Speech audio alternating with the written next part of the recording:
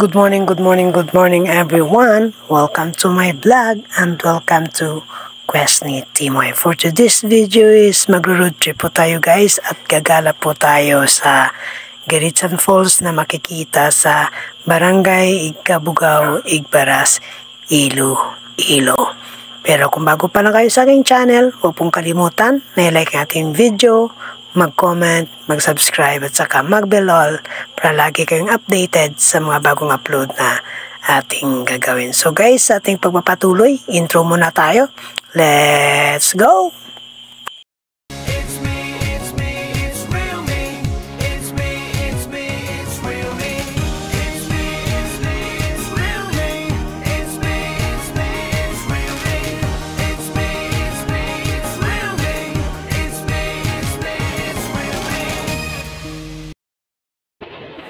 So ayan guys, bali nag-uumpisa na po yung ating paglalakbay mula po sa San Jose Antique dahil taga San Jose po tayo, and then dadaan po tayo sa bayan ng Sibalom hanggang sa bayan ng San Remeo, and then aakyat po tayo sa Barangay Aningalan, the summer capital of Antique, ang lugar na kung saan pwede po ninyong puntahan at magpahinga, mag-isa ka man, kasama ng pamilya o di kaya mga barkada, pwede po dahil marami pong mga lugar o pwede nating puntahan na makapaglibang po kayo. Ito na yung pinupuntahan ng mga kaibigan natin, ng mga tourist natin, maging bakasyon man o di kaya weekend, andun po sila pumupunta.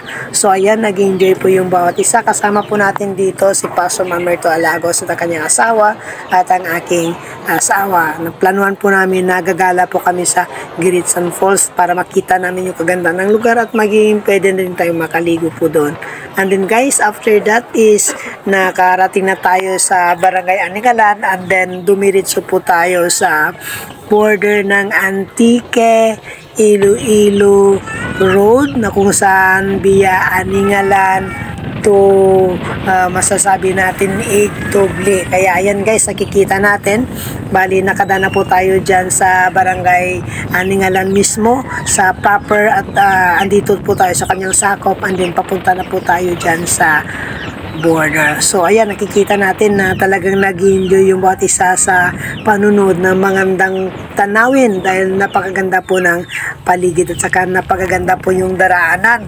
Dati nung una kaming pumunta dito is napaka rough road talaga yung daraanan, tsaka napakadulas po, tsaka talagang mag-iingat ka sa pag-road trip o paglalakbay doon. Pero sa ngayon, marami nang pumupunta doon dahil naayos na po yung daan. Hindi naman masasabi natin na buo na simentado dahil may mga portion pa po na hindi pa na aayos, pero sobrang napaka-comfortable na talaga makapunta doon at makagala doon guys. Okay, nakikita natin talaga dyan guys na maganda yung lugar. Tsaka naligo pa po tayo dyan sa fogs dahil medyo makulimlim yung panahon at saka umulan punti, kaya ayun, naligo po tayo dyan sa fogs. At saka napakalamig po ng klima po dyan guys, napakalamig, saka mafe-feel mo talaga ang kanyang refreshing freshness. And then after na makarating tayo sa border is bumaba na po tayo dyan. Sabi ko guys is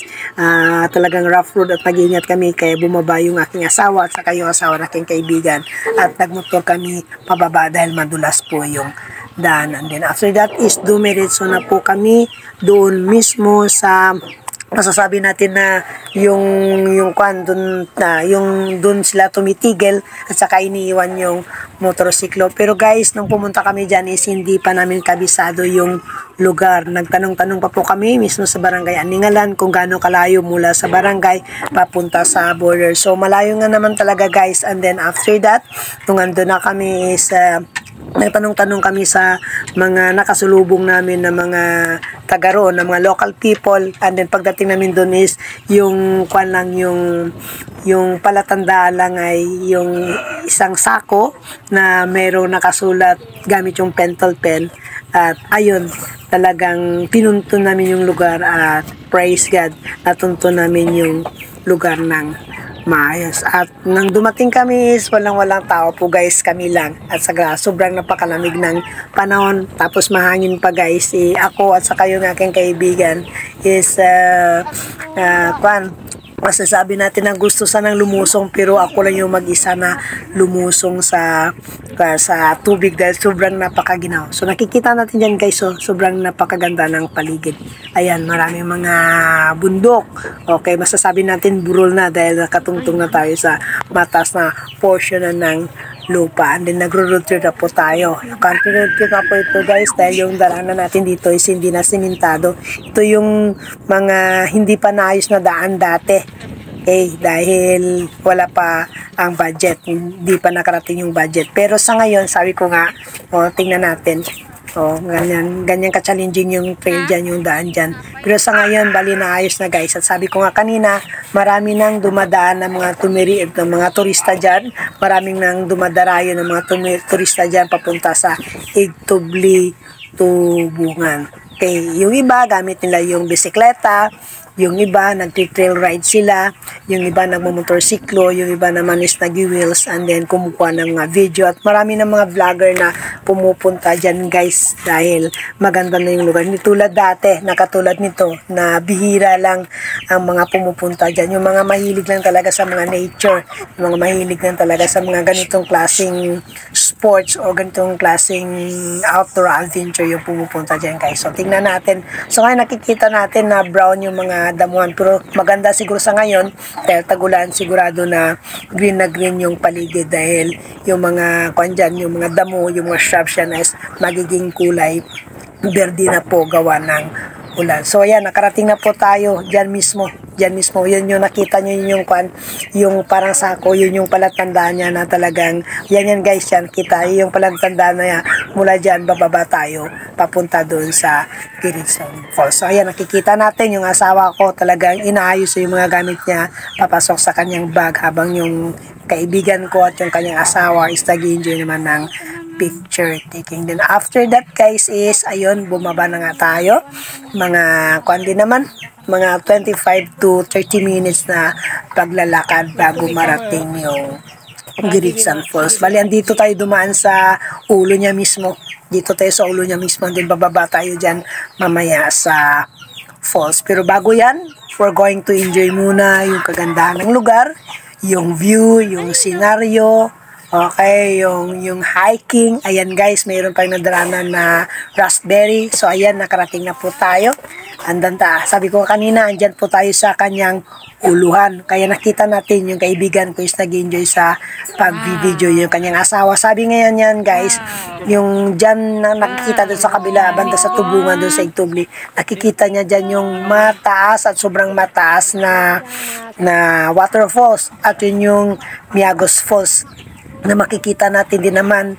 If you have time, you can check my channel and then makikita mo yun dun sa isa sa mga shorts ko, yung Miagos Falls. Dahil at this time, bali dito lang muna kami nag-enjoy sa Giritsan Falls dahil ito yung unang time na pumunta kami at hindi pa namin kabisado ang lugar at hindi namin alam na mayroon pa palang mga talon sa baba nitong Giritsan Falls. So ayan guys, nauna na akong bumaba sa aking asawa, sa aking kaibigan na pang kinukunan niya ako ng video. And then dyan guys, sa banda dyan, sa baba, dyan ko nahulog yung cellphone.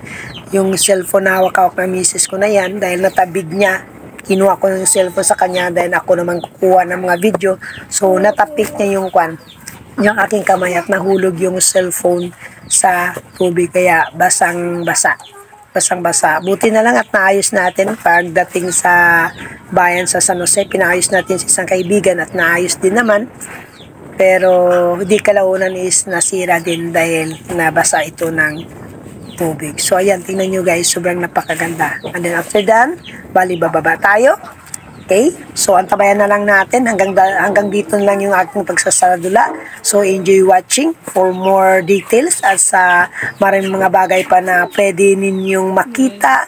Okay, kasama kami as I show you this video. Then pababa tayo dyan mamaya sa waterfalls. So hanggang dito na lang tayo. Enjoy watching. Sana tapusin po ninyo yung ating video at huwag kalimutan na i-like ang ating video, mag-comment, mag-subscribe at saka mag-bell on. Maraming salamat po. Enjoy watching. Bye-bye.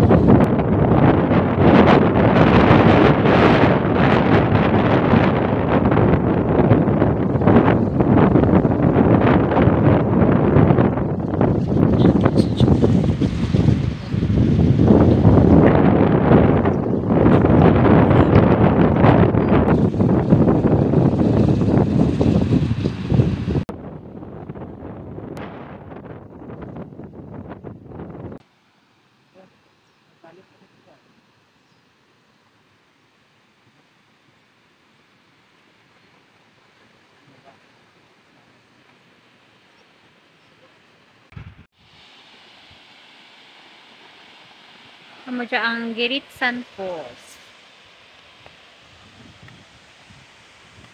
Manaog kami to karon sa dalan.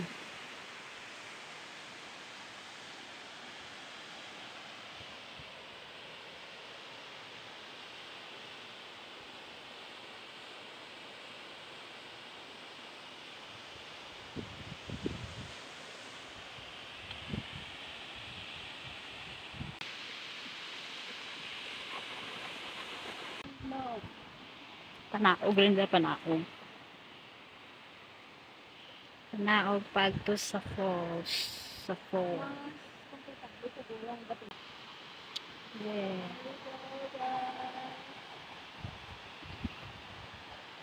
Ouchie. Wow. Wow.